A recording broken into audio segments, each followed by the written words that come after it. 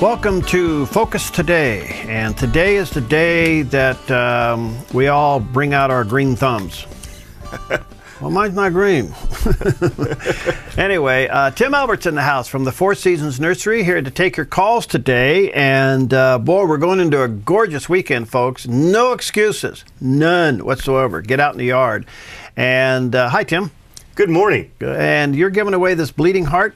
Yes, I figured. I walked out into the nursery this morning, and I saw those sitting there, and it was calling my name. There you go. Yes. All right. Now, everybody that calls in with a question, your name is going to go in the hat, and towards the end of the program, we'll draw one name out. And if you're the winner, you get this beautiful bleeding heart. Tell us about that plant, and where does it go in sunshine and shade, or what? Okay. Well, bleeding hearts are a very old-fashioned perennial. Perennial meaning that they will grow up for the season, then die off, and then come back the following year and produce more flowers again every year. They are a shade-loving plant, so we put those in a spot where a little morning sun is okay, but shade definitely the rest of the day. They make a good woodland plant, so if you're trying for a little woodland feel to your garden, they look great. Put them around your rhododendrons and ferns and things like that, and they just come up and put out those beautiful heart-shaped flowers all through spring. And they'll bloom now through usually into May even. Really? Yeah. How big do they get? They'll get about 2 feet tall. And they come in red, pink, and white. So there's a pure white one that's very pretty, and then there's one that's red with the white. This, of course, is the pink one. All right. Well, when you call in with your questions, again, the phone number 541-776-5368. That's the local number. For those of you listening in Coos Bay, Port Orford, Brookings, Northern California, Klamath, or you're watching on TV all over the world, if you win this plant, somehow we'll figure out how to get it to you, even if we have to send you the seed from it. Anyway, that's toll-free, 1-800-373-5368. Again, toll-free, 800-373-5368, or the local phone number, 541-776-5368. Tim Elbert heads up the Four Seasons Nursery. It's out on Crater Lake Highway. And you get off on Vilas Road, head up about half mile, you'll see it off to the right. They are open sometime in the morning till sometime in the afternoon. Whenever I decide to get up in the morning until I'm too tired to walk anymore. No, what is it, 9 to 5 still? 9 to 5, All yeah. right. So we'll start, our spring hours will start April 1st. So it'll change again. All right. Well, anyway, going out there, got all kinds of things going on. Well, we're heading into some beautiful weather. We didn't really have much of a winter. Things were budding a little early this year, and we had plenty of a winter, if you ask me. Well, you know, yeah, it got cold, right? It got cold in December. Yeah, that was enough. We had the ice storm. No snow though. All right, so here we are. Let's talk lawn just for a moment. Now they should be getting that stuff on, right? I mean, you're going to get a little rain next week. Yes. If you if you haven't already started with your lawn care program, you're going to want to get that done right away. As this temperatures begin to warm, the soils begin to warm up, and that lawn really starts to get going. The demand for nutrient is going to be there, and the lawn's going to grow. You're going to see your lawn turn green and grow regardless of whether or not you put fertilizer down. But how healthy is that lawn going to be? That's the question. And if your lawn isn't really healthy, then you're going to see problems with diseases and insects, and your lawn's going to start crashing very, very quickly. So get that fertilizer down on the lawn and get it going. Even if your lawn is turning green and growing on its own, still want to get that fertilizer down. By the way, we had a testimony of that earlier today. Our own Dan Chase, who's the audio engineer, is in the other room. He went out to the Four Seasons Nursery. Somebody by the name of Tim talked him into buying something. No, he put it on Tim. He's quite a salesman, I'll tell you. Anyway, put it on the lawn. He says it turned green. It's spectacular. In fact, he has to mow it now. He's a little upset with you. Yeah. That's what happens. All right. Let's go to the phones. Hi, Karen. What's going on with your blackberries? Well, I noticed that with that heavy winter, a lot of them just died out, but not mine. And I want to know how to get rid of them without Well, environmentally friendly as possible and without a lot of backbreaking work. Okay. Well, a goat? Neighbors complain when they hop the fence. Yeah. Well, okay. Well, just to rest your mind, all of those people who lost their blackberries, they just froze down. They'll come back from the roots like crazy. So chances are all those dead-looking blackberries are going to come back. So rest assured, you didn't lose out on anything. So as far as trying to get rid of the blackberries go, it's not going to be an easy task to do naturally or organically. You can, the best thing to do, first of all, is cut them all down and get rid of them because all of that energy that's up there is going to continue to put energy into the root system. So if you can cut it all down and start off with that is going to help tremendously. Then as those new shoots begin to come up, there's a couple of things you can do. If it is safe enough, you can use a propane torch and burn them off. And just continue to do that. The other thing you can do is use a strong vinegar and spray them with a strong vinegar, and that will burn them out as well. You want to be careful not to really soak that soil with the vinegar because you don't want to destroy your soil. But those are going to be about your best choices for controlling those blackberries the most natural way possible, without digging them out. Strong vinegar, white vinegar versus apple cider vinegar, or? Whatever flavor you like. Oh. Something strong. Okay. Yeah, I would go, whatever's the cheapest. So. Okay. Yeah. Well, Thanks, thank you very Karen. much. Okay. All right. 776-5368 or 800-373-5368. Your name's going in the hat for this beautiful bleeding heart.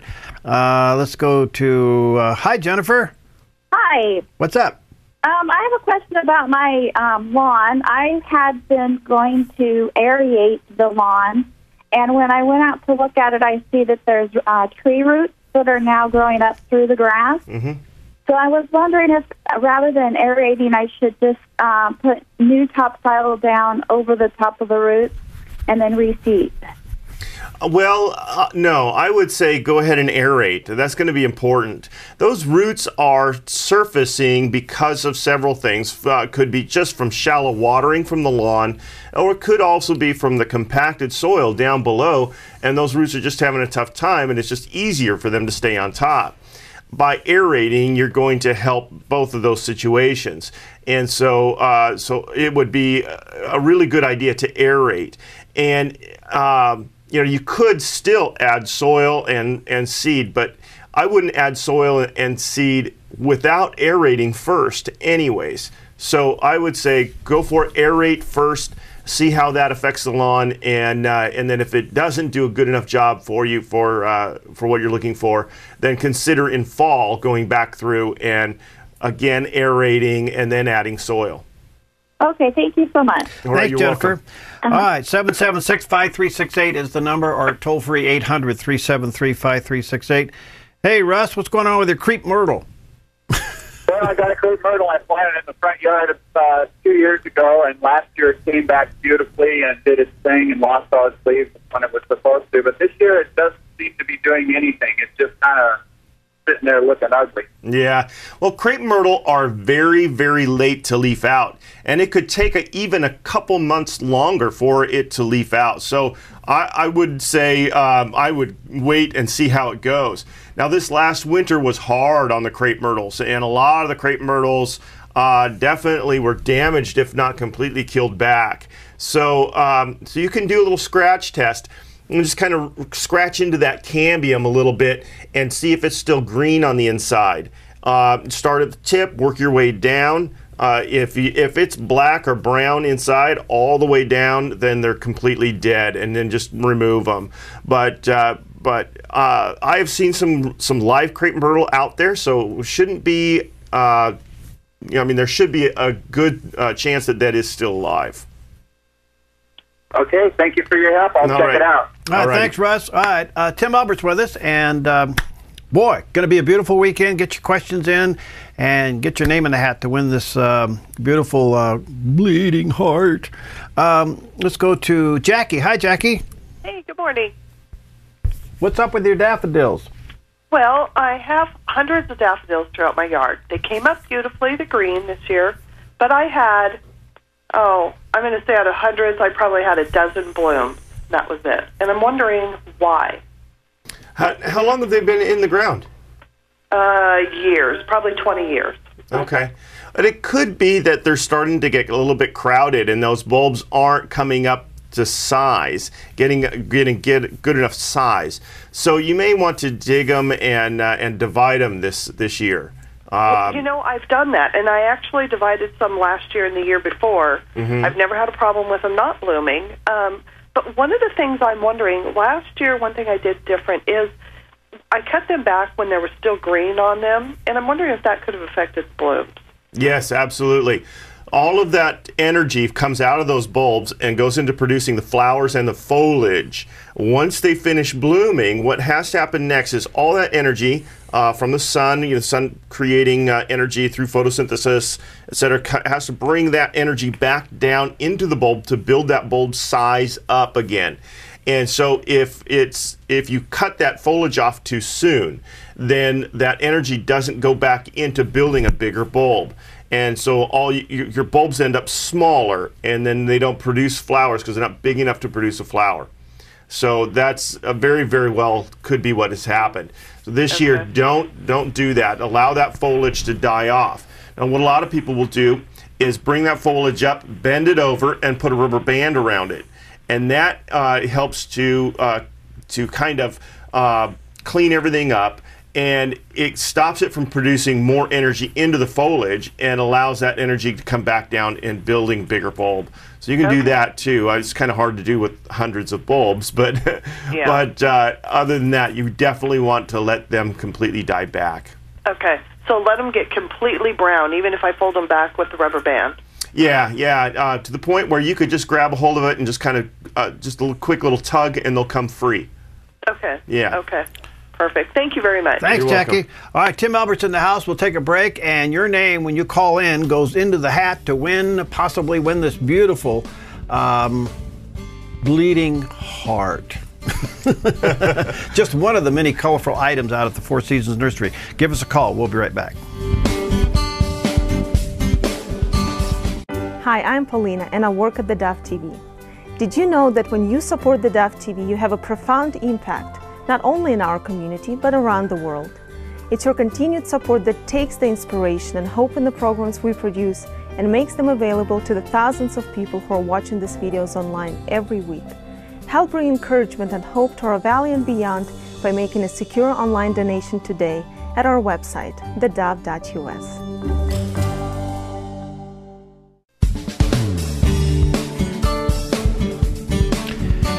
Okay, we're back, and Tim Elbert's here from the Four Seasons Nursery, and we are going into a beautiful weekend. The sunshine is going to be there. The temperatures are going to be there. You're all going to get that spring tease that we always get around the end of March.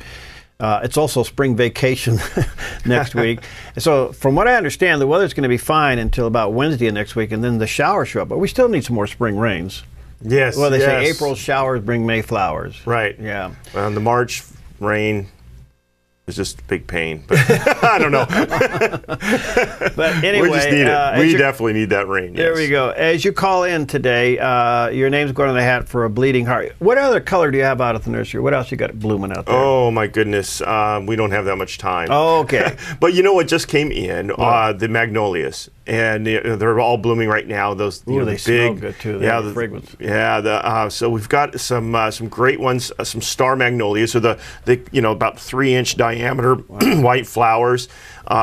We have the new one by Michael Durr, who is he's a big name in the horticulture industry. Anyways, he has developed this one that has extra petals in it and lots and lots of blooms, and we just got that one in. I can't remember the name of it. It's brand new this year. Along with some of the tree forms, the shrub forms, the tulip-shaped flowers, as well as the star-shaped flowers. Just lots and lots of them. Four Seasons Nursery, Crater Lake Highway, open 9 to 5. All right, let's go to Karen. Thanks, Karen, for your patience. What's going on with your blueberries? I have 2 different blueberry plants.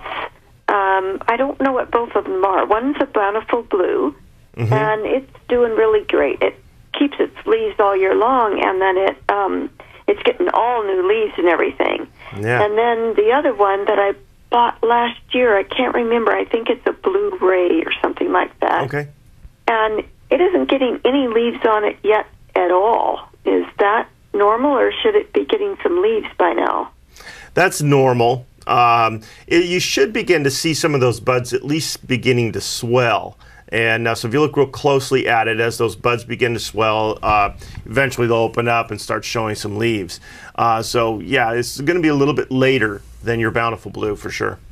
Okay, and then the one blueberry bush that's leafing out, the bountiful blue, it's in the sun, but the other one is still not getting any sun yet from where we placed it, but it will be soon. Is that going to be okay, or did it need to be in the sun earlier? Oh, no, that's fine. But that also could be why it is later to leaf out, is because it's in more shade, therefore it's cooler, and so it's breaking dormancy later than your bountiful blue. So definitely expect it to be later, but it'll be fine. Yeah, the blueberries are very hardy, easily go through the winter that we just had, so should be coming out just fine. Okay, thank you very much. All right, Thanks, Karen.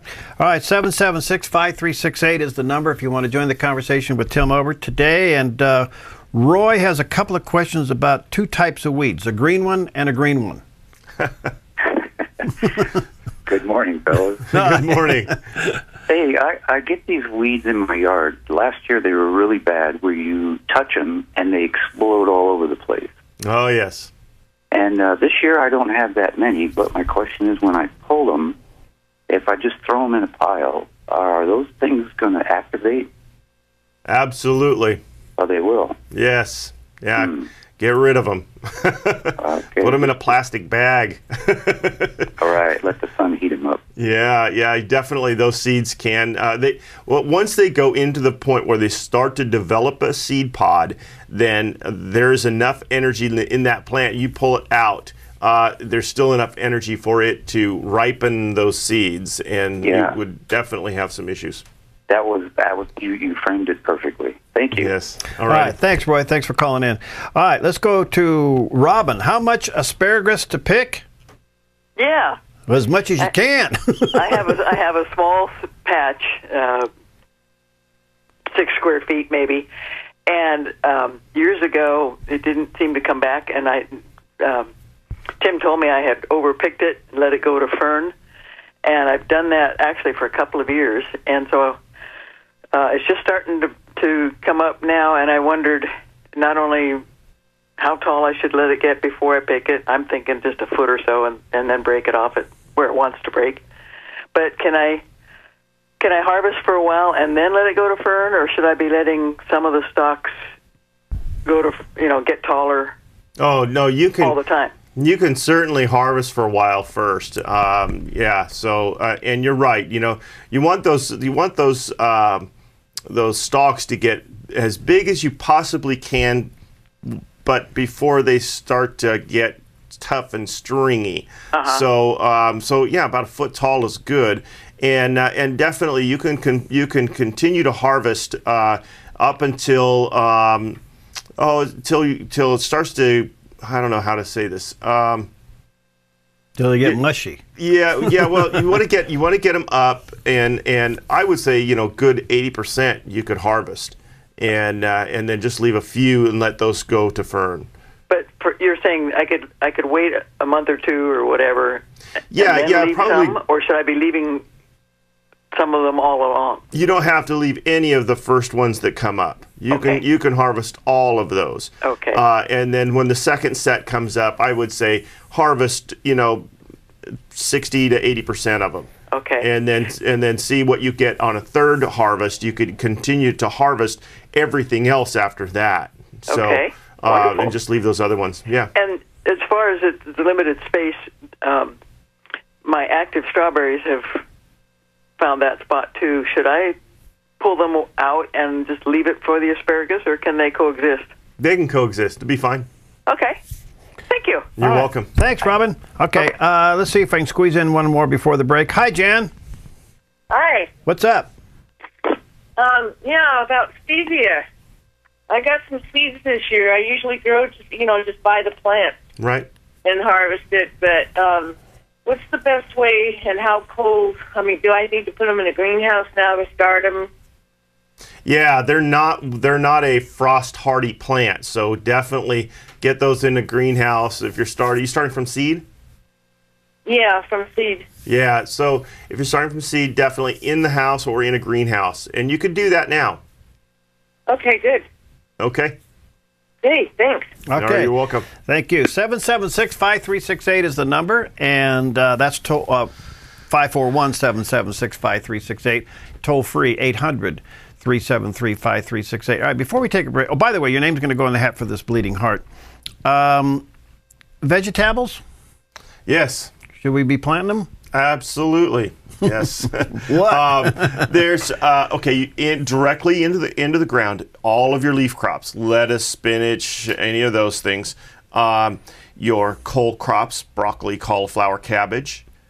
Any of your root crops, potatoes, onions, carrots, radishes, that kind of a thing. Yes. So all of that stuff.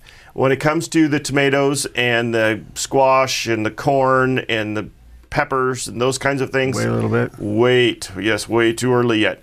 Now we're bringing a few of them into the nursery now, but it's way too early. Don't come in and buy them unless you're going to protect them. Yeah. So, because they definitely would freeze. Okay.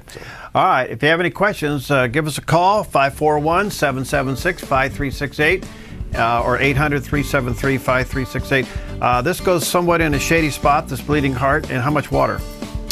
Just an average amount of water. They like a good, loose, humusy soil, and just keep them a little bit moist this time of year, which is just easy because we get plenty of rain. But yeah. All right. Get your calls in. We'll be right back. Hi, I'm Daniel and I work at theDove TV. You know, compared to Portland, Seattle, and LA, Medford might be considered a small market, but at theDove, we're excited about the opportunity to make a big impact right here in our community. And you help make that happen. Did you know that more than 90% of our income comes from people like you? You can help us now by making a secure online donation at our website, thedove.us, or by phoning 541-776-5368.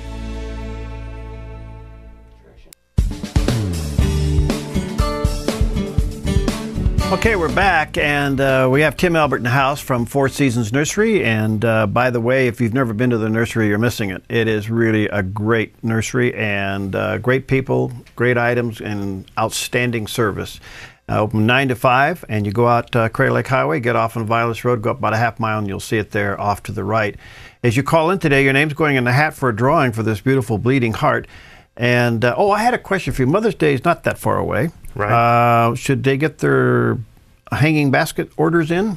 That would be good. If you want good hanging baskets for Mother's Day, definitely need to let me know right away, because we are right at the end of that point now. Really? You're taking orders already? Yes. We start taking orders in January. Whoa. And all the pre-orders usually by the end of February.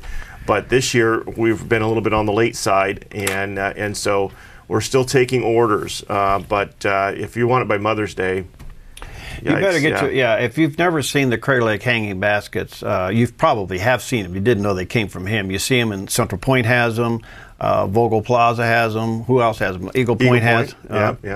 Now this year, City of Talent and City of Phoenix both will be hanging our baskets. And there's an extra 20 baskets going in Central Point, all down 99 in that new area where they've been working. Yeah. Yeah, so it's going to be spectacular. Well, those baskets are world renowned, but you may want to get your order in if you want one, especially for Mother's Day. And then he does have the combinations of them. If your basket's going to hang in a little bit of a shady spot, we learned that one the hard way. Yeah. But anyway, he'll customize it for you. All right, let's go back to the phones and let's see here. Hi, Daisy. Yes. What's up? Good morning. Good morning, Tim. Good morning, Perry. Hi. I have a Moroccan blue bush fan palm, and they're planted in pots in the front of the house. Now, they're supposed to be hardy to 10 degrees.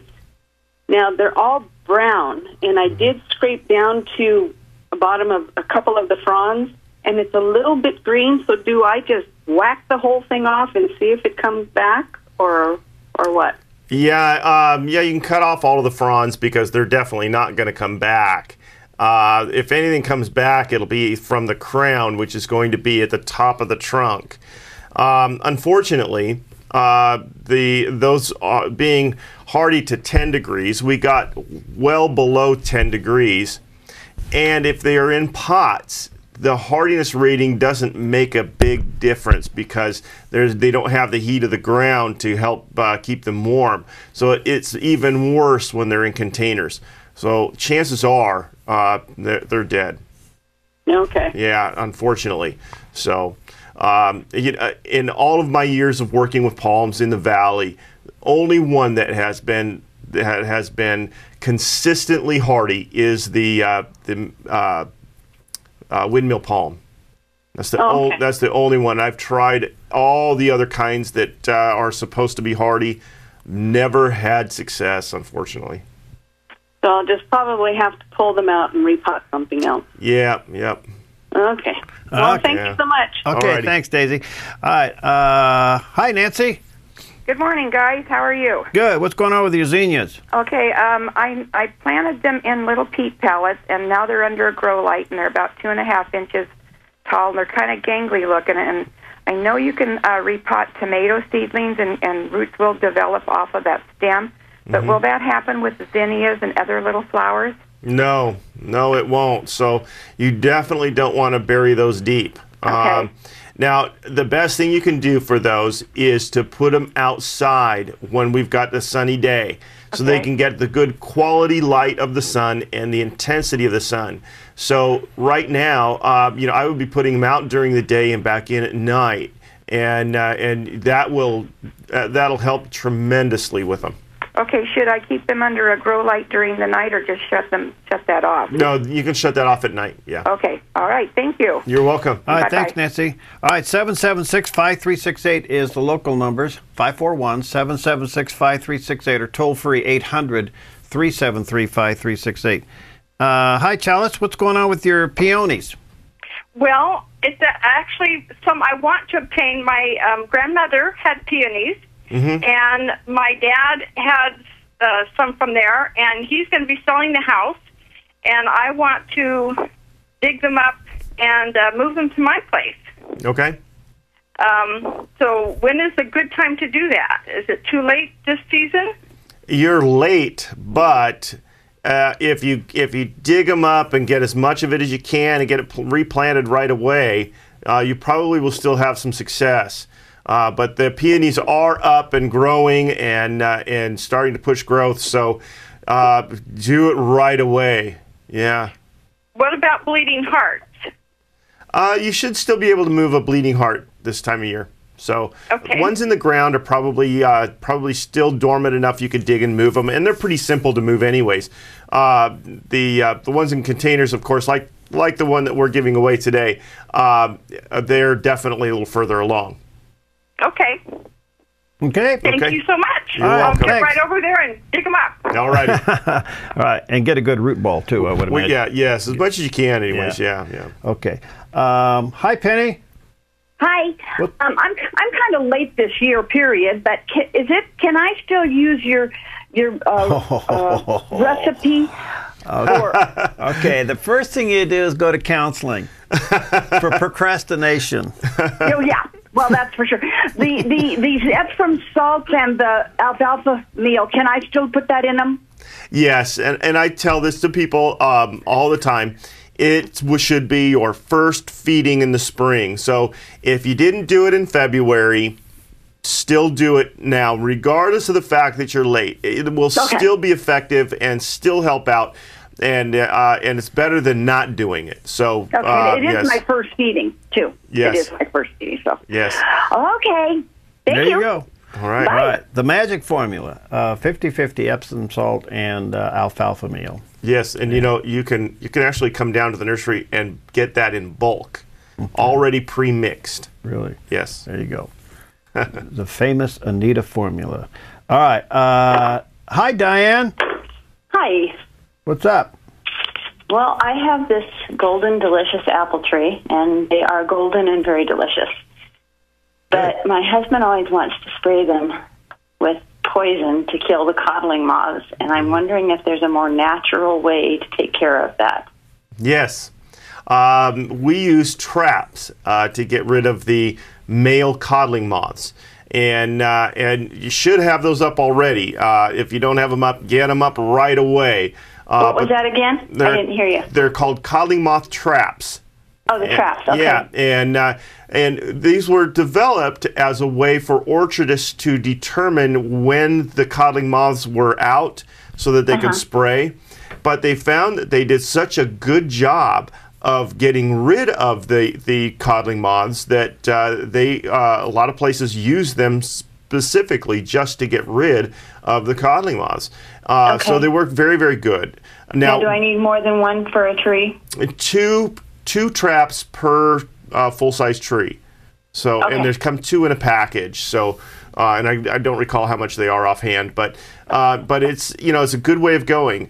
If your husband insists on spraying, there is a spray that is all natural that you can use, and it's the same one that we use for the budworms for the petunias. It's called spinosad.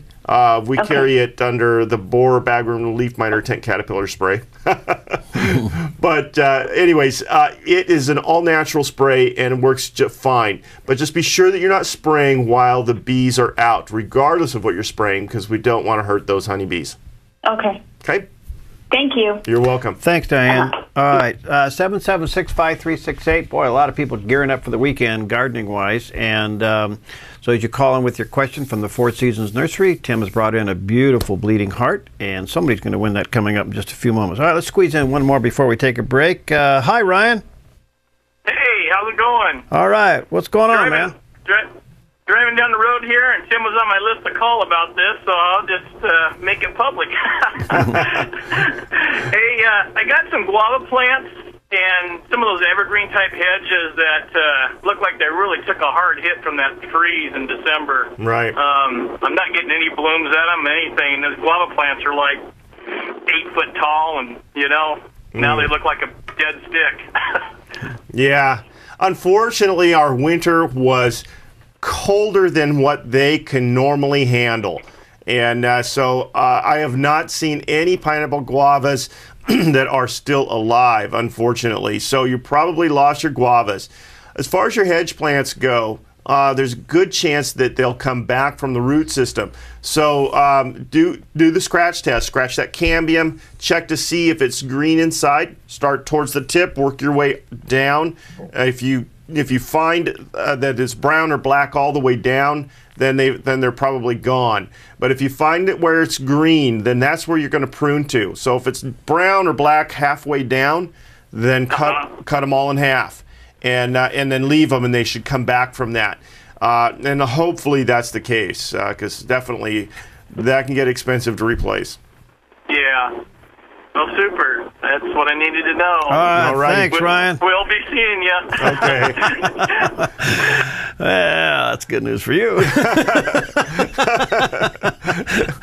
All right, 776-5368 or toll free 800-373-5368. Tim's in the house. Going to be a great weekend.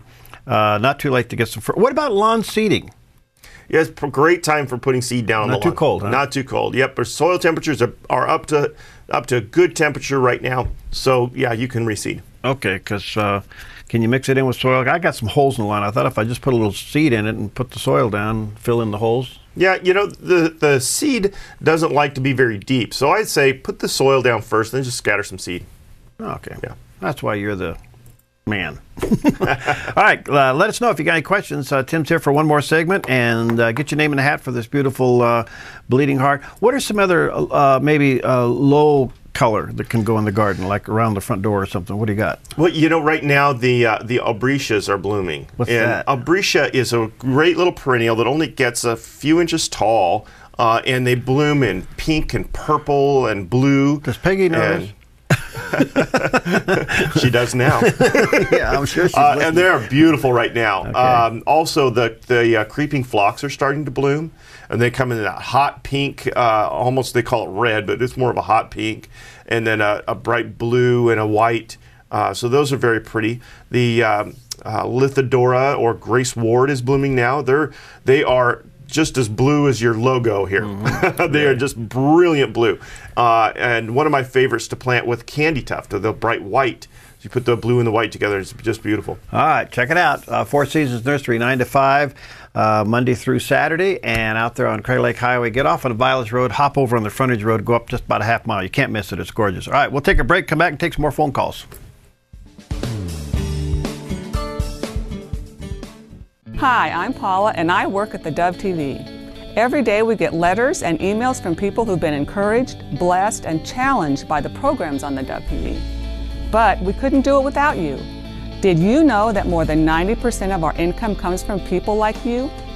You can help us continue to bring inspiration and hope to our community by making a secure online donation at our website, thedove.us, or call us at 541-776-5368. Okay, we're back with Tim Elbert from Four Seasons Nursery, and Tim has brought into the studio today a beautiful bleeding heart. This thing is just beautifully, it's just beautiful. It's pink with little white tips on it, and as you call in, your name's going in the hat. Somebody's going to win that coming up in just a few moments, and you should plant that in a fairly shady area. Yes. And moderate watering, I guess, huh? Moderate watering. You fertilize it? Lots of compost. Lots of compost. You know, they don't really require a lot of fertilizer. So you get good compost and you're good enough for those. All right, let me also mention that if you see those beautiful, what they call Crater Lake hanging baskets, if you've seen those baskets around, if you drive down Main Street, Pine Street there in Central Point, you'll see them. You'll see them in Eagle Point. That new developed now on Central Point over on Highway 99 is going to get them now. Just gorgeous. Vogel Plaza. A lot of people buy them for their own yards. They are absolutely spectacular, and they hang and they just cascade down. What's the main plant in there? Those are Surfinia petunia. Yeah. They're just beautiful. Yeah. And if you want one of those, you got to get your order in like yesterday, especially if you want one for Mother's Day. So guys, I'm giving you, this is the tip of the lifetime. Go get one of those. You'll be a hero for a long time. All right, let's go to, hi, Judy. Are you there, Judy? Yes, I am. What's going on with your palm tree? Well, they all look dead. I've got 3 of them back there, and they just look dead. Yeah, they're, are they the windmill palms? You know, I don't know. Mm-hmm. They were there when I moved there. Yeah. Well, they probably are. That's the most popular palm tree for our area because it is the hardiest of all the palms. The chances are, if it's a windmill palm, that there is still some life in that trunk, and it's just going to take some heat and some time for it to break dormancy and get going again. So what I would do is go through and trim off all of the dead fronds, get rid of all of them. They're not going to come back. They're not going to look any better. They're just going to look worse. So get rid of those. And then what we've been telling people too is the biggest problem that we have is that crown, which is right at the top of the trunk there, that crown dying off from rot. More than anything else. So mix up a little fungicide and just pour a quart or so of fungicide right down over the top of that trunk just to keep any rot from damaging that crown. And if you do that, you should have some pretty good success, and there's a good chance that they'll come back. Okay, great. All right. All right. Just cut them down, huh? Yeah, don't cut them down. Let's give them some time first and see if they come out of it. I've seen cases where they have taken clear into July before they've actually come out. So don't give up. Okay. Okay, good. Thank you very much. You're welcome. Thank you, Judy. All right, let's go to, let's see here. Hi, Dee. You got some questions about planting a tree? Good morning. I finally found a place of my own and had shade before, and this place still has shade. I wanted to plant some fruit trees. How much shade, how much sunshine do they have to have? Well, fruiting trees need a lot of sun. So if you've got a real shady location, you're going to have problems.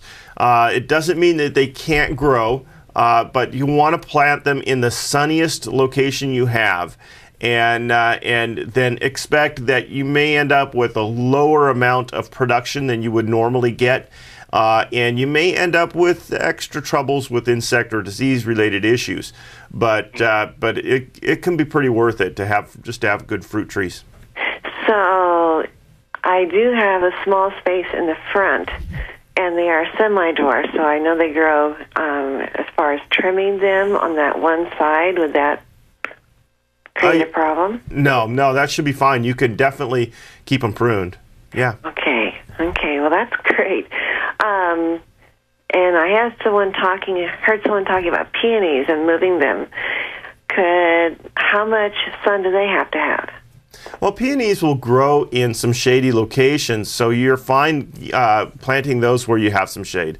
They will also take full sun, so either way, peonies are good either way. That means I can trade some things out and get some roses out there. There you go. Yay. All right, thanks, Dee. Okay, thank you. Okay. All right. LaJean, hi. Good morning. What's going on with your pine tree?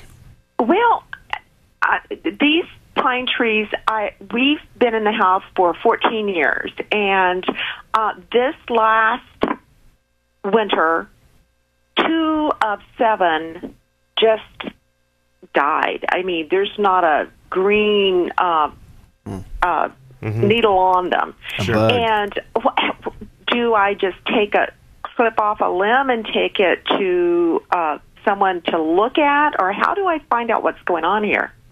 Well, chances are they probably died from an insect called a borer. And borers, the larvae of a borer, feeds on the inside of the cambium in the trunk and can cause all kinds of problems.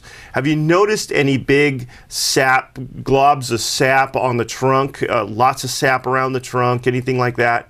Well, I haven't really noticed, but, I need to really go out and look again. Yeah, that's a sure sign that that's what the problem is. And definitely, if that's the case, you want to cut those down, get them off the property, because there's probably still some larvae in there that will end up attacking your other trees as well. So you want to get those out of there, burn them or remove them. There's not really a good way of getting rid of those because they feed on the sugar cells of the plant. There's really no good systemic that works or anything. So, but that's probably what's going on there. If you look on that trunk, you don't see any sign of sap or anything, you can cut off a limb and bring it to us. And maybe take a good picture, close-ups and far backs of your trees, and let us take a look at those pictures too. All we ask is that you don't bring that sample into the nursery. Just leave it in your vehicle, let us come out and take a look at it. Okay. Okay? Fantastic. Thank you. All righty, you're welcome. Fine. The other thing we should ask, did it die from the top down? Yeah, should have asked, yes. Because that would be a sign of a borer, wouldn't it? Yes, it very well could be. Mm-hmm. I'm learning from you. All right. Again, we got a few moments left. Get your calls in. 776-5368 is the local number. Toll free 800-373-5368. Maylene, hi. It's Melanie. Oh, I'm sorry. Hi. How are you today? Good morning. I'm great. I have a question for Tim. We moved into an area where there weren't houses behind us, and then, of course, they built houses behind us. And I'm interested in something for privacy that is evergreen but not arborvitae. And it's a fence and about a 3-foot garden wall space that we have to work with. Okay. And how wide is the planter? About 3 foot wide. It's the length of the whole yard, the fence. I put honeysuckle, ornamental kiwi, and some climbing hydrangea, but they're not evergreen. They're not growing fast. I need something that will go on some trellises along the fence. Okay. There's not a lot when it comes to vines. There's not a lot of evergreen vines for hot, sunny locations. And actually, we have quite a bit of shade in this area too. Oh, okay. If you've got a lot of shade, then you could go with like a star jasmine, something like that. They're pretty fast. Or evergreen clematis. They're even faster. Yeah, I lost my evergreen clematis to the ice this year. Oh. I did cut it down, and it's coming back. Good. Yes. So those are really good choices. And typically, honeysuckle, if it's the Hall's honeysuckle, is evergreen, and it will keep its foliage. Of course, it didn't this last year. No, this one I have has lost all of its foliage, so I'm not sure if it's evergreen or not. Yeah, so a lot of the newer varieties out there are not evergreen, but Hall's, it's an old variety. It comes in a purple leaf and it comes in a green leaf, but those are evergreen and very hardy. Okay. I'll have to come out and see what you have. Okay, thank you. All right, we're almost out of time. Let me see if I can squeeze in a couple real quick. Denise, I'm almost out of time. Quickly with your question. Can you? I saw on Pinterest that they had like a vegetable garden in a gutter on the fence. Can you do that? And what can you plant in like 3 to 6 inches deep?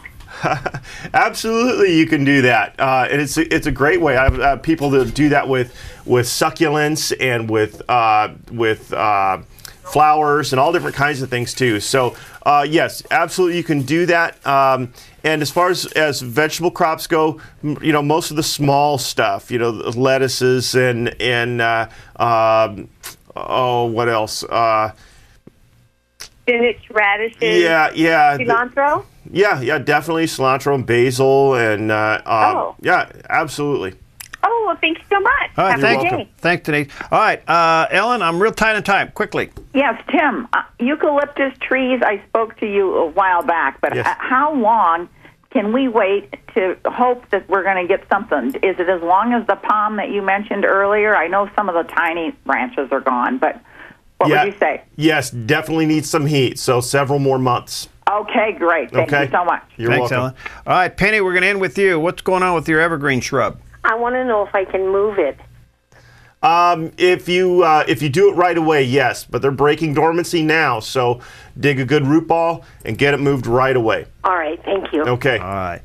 Well, thanks for all your calls, folks, and we got all your names here in this Steve Johnston coffee mug. Got a whole lot of names. And Four Seasons Nursery open from 9 to 5 Monday through Saturday. It's gorgeous, and if you're looking for color and plants and trees, they have it. It's out there on Crater Lake Highway. Get off on Vilas Road and go up about half mile. You'll see it.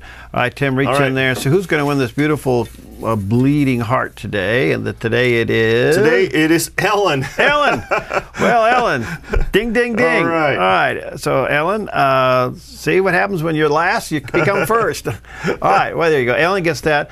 Okay. Anything else that we should be doing this weekend? We're going to be breaking temperatures well into the 60s, possibly into the low 70s. Well, of course, all that yard cleanup that has to be done. Get that lawn fertilized and taken care of, and then once you've got all that done, then take a look at some of the great perennials that are blooming right now, and see where they can go in your yard. So lots and lots of things you can be planting, lots of new varieties. Come out and take a look at those new magnolias. They are spectacular. And we just got a huge load of trees in. So we're looking to put some trees in. Great time to plant trees right now. How big will those magnolias get?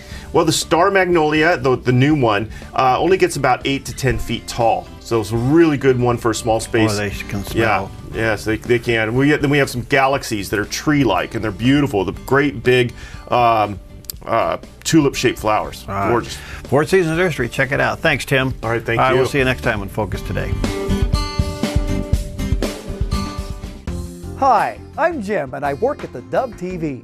Every weekday between 6 and 8 a.m., our award-winning news and sports team bring you the best morning show around. It's live, it's honest, and it's a whole lot of fun. And you help make it happen. Did you know that more than 90% of our income comes from people like you? You can help us continue to air local programs that share your voice by making a secure online donation at our website, thedove.us.